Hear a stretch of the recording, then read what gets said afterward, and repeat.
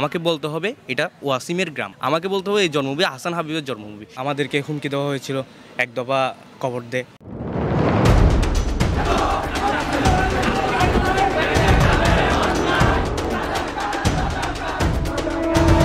রক্তাক্ত রাজপথ ছিল, পলিটেকনিকের যাত্রা শুরু।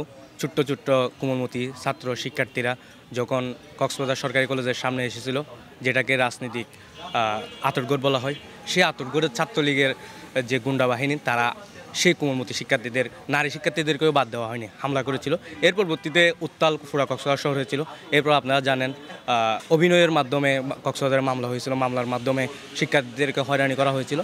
এর পরবর্তীতে আমরা আন্দোলন সংগ্রাম এর ক্ষেত্রে গিয়ে অনেকটা সংকটটা কমে এসেছিল। আপনি দেখুন এখানে কক্সবাজার 5 জন শহীদ, কোথায় একটা চত্বর হয়েছে কক্সবাজার শহীদদের নামে।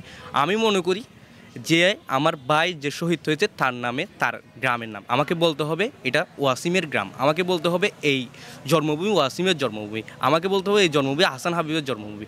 এইভাবে আমরা যদি শহীদদেরকে ফুটিয়ে তুলতে পারি, তাহলে আমি মনে করি যে ফ্যাসিস্ট এই দেশে রাজত্ব করেছিল, সেই রাজত্ব অবশ্যই বন্ধ হবে। আমাদেরকে হুমকি দেওয়া হয়েছিল এক দফা কবর দে। এছাড়া বলা হয়েছিল যারা মিছিলে যাবে তাদের উপর মামলা হামলা সবগুলোর একটা ঝুঁকি ছিল। এমনকি আজকে যারা সুশীল সাজতেছে বা একটা সাজার চেষ্টা করতেছে, ওরাও বলতেছিল মানে কি আমরা এতদিন কোটার পক্ষে ছিলাম, এটার এখন যে এক দফার ঘোষণা দিচ্ছে এটার বিপক্ষে আছে। আমাদের যে আশা আকাঙ্ক্ষা জুলাইকে নিয়ে ছিল, আমরা চিন্তা করেছিলাম একটা রাজনৈতিক সুষ্ঠু পরিবেশ আসবে এবং এই দেশের একটা উন্নয়নের স্বার্থে বা এই যে একটা তৃণমূল বা আমরা যে চিন্তা করেছিলাম দুর্নীতি কোন দর্শন এগুলো কমে যাবে।